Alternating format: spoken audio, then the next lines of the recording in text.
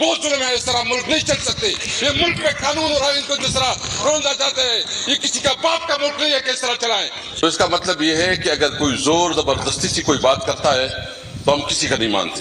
मैंने कहा है कि हम तो अपने बाप का भी नहीं मानते। देखेंगे कि पूरी आवाम निकलेंगे, इनकी सरोंगे लोगों के पत्थर होंगे कि इसकी सड़क पे करेंगे। एक लिमिट के अंदर करे, उसको पता है कि वो हारा हुआ शख्स है और नाजायज तौर पर इधर बैठा हुआ है। पल कहे कि ये पारम 45 का है कि पारम 47 का है, तौहीन की गई है, उसके खिलाफ जो है हम प्रिविलेज मोशन भी मूव करते हैं जी, और इसके खिलाफ जो है हम वॉकआउट करते हैं। अस्सलाम वालेकुम नाज़रीन इकराम, आपको पूरी वीडियो दिखाता हूं, लेकिन उससे पहले आपको बताता चलूं कि असद कैसर ने आज असम्बली में धुआंधार तकरीर करके शहबाज चपड़ासी को ईवान से दुम दबा के भागने पर मजबूर कर दिया। असद कैसर ने कहा कि हम तो अपने बाप की बात नहीं मानते, जब हम अपनी ज़िद पे आ जाते हैं तो तुम और तुम्हारे जो ताकतवर बड़े हैं वो क्या चीज़ हैं। नाज़रीन इकराम, असद कैसर ने आज कौमी असम्बली में धूम मचा कर रख दी और शहबाज चपड़ासी और उसके जो मुंशी साकडार है वो असम्बली छोड़ के भाग निकले। नाज़रीन इकराम, मज़ीद बात बाद में करते हैं, पहले आप वीडियो देखें। 45 का है कि 47 का है। हलपन कहे जिस तरह बातें करते हैं, आप यकीन रखें, मैं यहाँ कहता हूँ कि ये हारा हुआ है। मुझे वैसे अच्छा नहीं लगता, क्योंकि मेरे इसके बाद कोई और हमारे होता तो ज़्यादा अच्छा जवाब दे सकता था, मेरे लिमिटेशन हैं। लेकिन मैं समझता हूँ कि जो इलेक्शन हार चुका हो उनके अंदर कोई अखलाकी जुर्रत होनी चाहिए कि वो जब बात करे तो कम अज कम एक लिमिट के अंदर करे। उसको पता है कि वो हारा हुआ शख्स है और नाजायज तौर पर इधर बैठा हुआ है। क्या इस हाउस का मजाक तो ना बनाए। कल जिस तरह हुआ, आज जिस तरह ये बैठे हैं, मेरे ख्याल में इस पर आप रूलिंग दें कि लेके आएंगे जो फाइनेंस मिनिस्टर वो इधर बैठे। ये हम तकरीर किसको करेंगे? ये किसकी हम तकरीर करें? हम क्या करेंगे? बस जो टीवी पे सोशल मीडिया पे आ जाएगा, इसका कोई असर नहीं होगा। ये पार्लियामेंट की तौहीन नहीं है। स्पीकर साहब, मैं पूछना चाहता हूँ, मेरे ख्याल में इस पर रूलिंग दे दे कि बेशक जो भी फाइनेंस मिनिस्टर हो वो इधर बैठा है।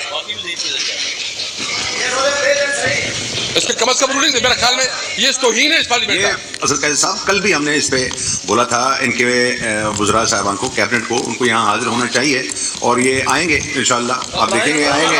अब आप उसमें आप बोलें 2 दिन का ब्रेक ले लें, तो वो आप सेंसद हाउस ले लें तो हम कर लेते हैं।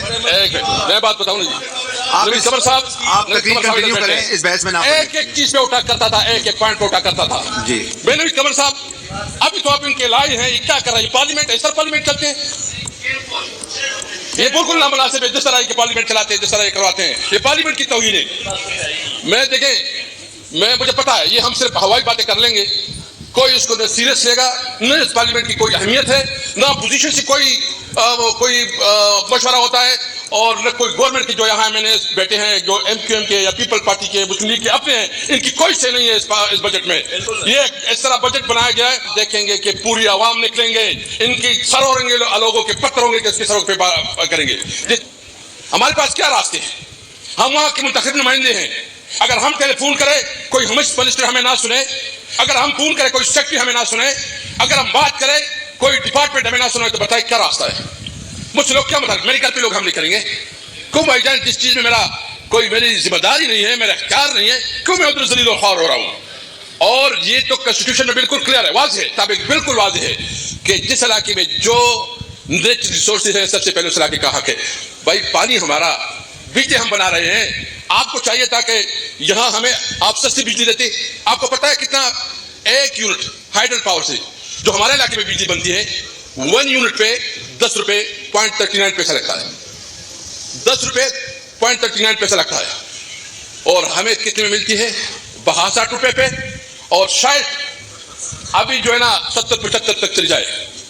और इंटरेस्टिंग ये है, जो हमारा डिमांड है, यानी खैबर पख्तूनख्वा का टोटल जो कंजम्पशन है बिजली का, वो 2600 मेगावाट है। 2600 मेगावाट, 4000 मेगावाट हम बनाते हैं, और 2600 मेगावाट में हमें सिर्फ 1100 मेगावाट दिया जाता है। 1100 मेगावाट, यानी आप जो हमारे इलाके, पहले तो हम ये नहीं कहते पंजाब का, सिंध का, बलूचिस्तान का, जिस सूबे का जो नेचुरल रिसोर्सेज है, सबसे पहले कॉन्स्टिट्यूशन के मुताबिक उनका हक बनता है कि उनके इलाकों को ओसी दिया जाए। आप गैस यहाँ पैदा होता है, आप गैस हमारे इलाके को नहीं देते। آپ ہماری انڈسٹریز کو ہم نے ٹیک اپ کیا صوبائی حکومت نے کہ کم از کم گیس تو اتنا کرے کہ جو ہماری انڈسٹریز ہے اس پہ ہمیں الاؤ کرے کہ ہم اپنا علاقے میں گیس دے سکے تاکہ روزگار پیدا ہو سکے.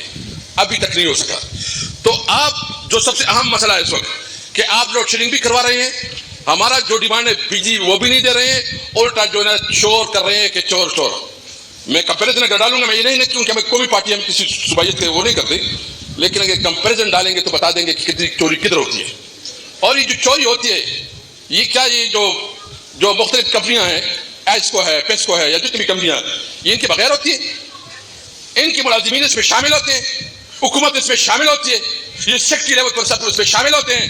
تب یہ بجلی کی سب سے پہلے ہمارا مطالبہ یہ, ہمارے سارے جو MNA جہاں بیٹھے, ہمارا مطالبہ نمبر 1 یہ ہے کہ جو ہائیڈل سے جو ہماری بجلی بنتی ہے اس کے مطابق جو اس کا قیمت ہے, ہمیں اس کی قیمت کے مطابق ہمیں بجلی دی جائے. دوسری بات, آئی پی پیز کا آپ نے بنایا, آئی پی پیز 90 سے آئی پی پیز شروع ہو گئی. میرا خیال ہے تمہارے صاحب اس وقت بھی منسٹر ہوئے, بجلی کے ہوں گے کیونکہ یہ تو سدا بہار ہے میرے ماشاء اللہ.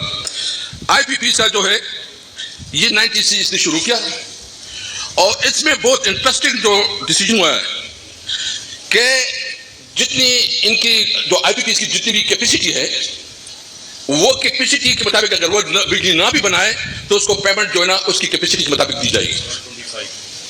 یعنی اس کی کیپیسٹی کے مطابق اگر وہ مثال کے طور پر اس کی 2000 میگا واٹ کیپیسٹی ہے بنانے کی, لیکن اگر وہ 200 بناتی ہے تو پیمنٹ آپ نے 2000 کے مطابق کرنی ہے.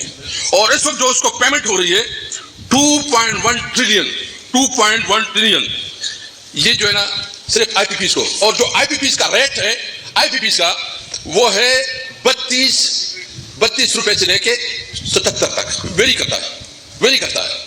تو آپ کہیں جو ہے نا ہائیڈل کی جو بجلی ہے کتنی سستی ہے, اور آئی پی پیز کی, اور آئی پی پیز میں جتنے لوگ ہیں اس میں تمام پولیٹیکل پارٹیز کی لیڈرشپ ہے, اس میں تمام پارٹی کی. میں مذمت کرتا ہوں کہ جب یہ پیپل پارٹی کے دور میں, مسلم لیگ کے دور میں جو آئی پی پیز کی جو ایگریمنٹس ہوئے ہیں یہ ملک دشمن پالیسی تھی.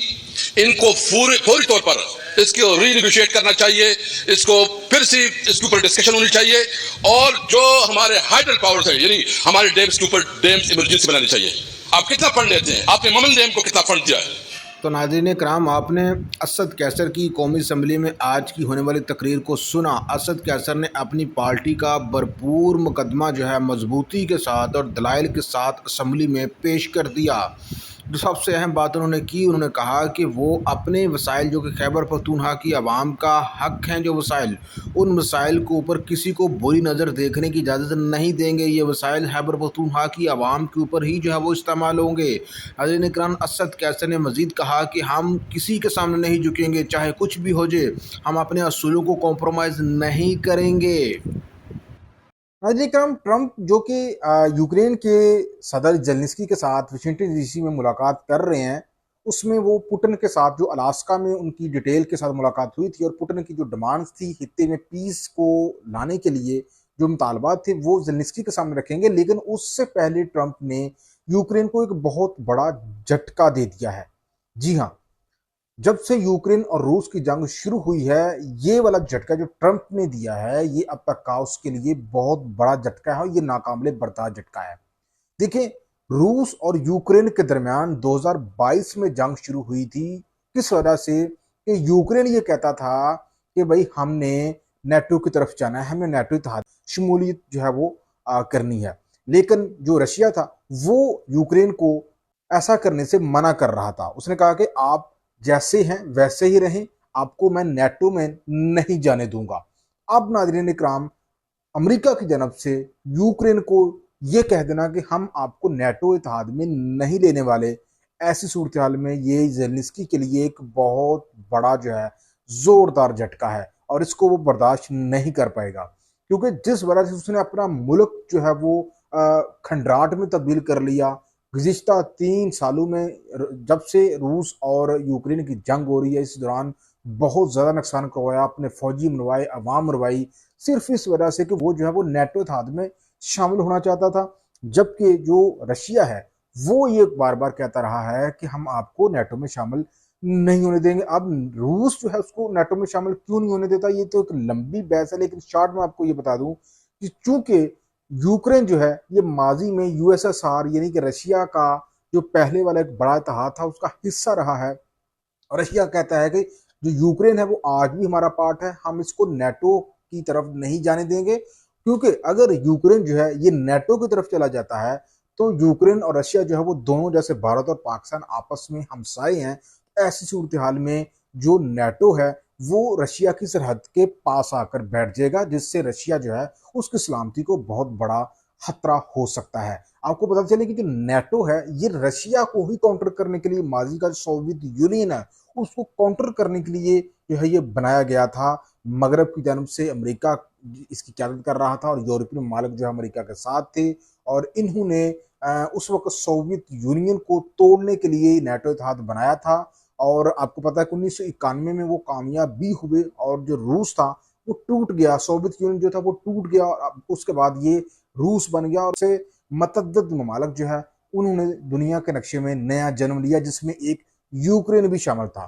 तो रशिया जो है वो यूक्रेन को कहता है कि भाई नेटो की तरफ नहीं जाना, वैसे रहो इंडिपेंडेंट, मैं तुम्हारे मामला तुम अंदाज नहीं करता, लेकिन नेटो की जानब जाने का नाम नहीं लेना। लेकिन जो ज़ेलेंस्की है वो बस जिद है, वो कहता है कि मैंने नेटो की जानब जाना ही जाना है, और इसी बात को लेकर इन दोनों के दरमियान 2022 से जो है जंग हो रही है। अब ट्रंप ने नाज़रीन इकराम ज़ेलेंस्की को दे दिया है बहुत बड़ा झटका, और उसने जो ज़ेलेंस्की जिस वजह से जंग कर रहा था रूस के साथ उससे इनकार कर लिया है। और यहाँ पे ये आप जहन में रखें बात कि यूक्रेन के सदर ज़ेलेंस्की को ट्रंप के बात के ऊपर, अमेरिका की बात के ऊपर अमल करना होगा। आल तो जो यूरोप है वो इसके साथ है, लेकिन यहाँ पे आप जहन में रखें कि यूक्रेन को सबसे ज़्यादा जो इमदाद करने वाला मुल्क है वो अमेरिका है। जब से जंग शुरू हुई है उसकी रूस के साथ, अब तक यानी कि 2022 से लेकर 2025 तक अब तक कुल मिला के टोटल जो है 357 अरब डॉलर जो है मगरब और अमेरिका मिलकर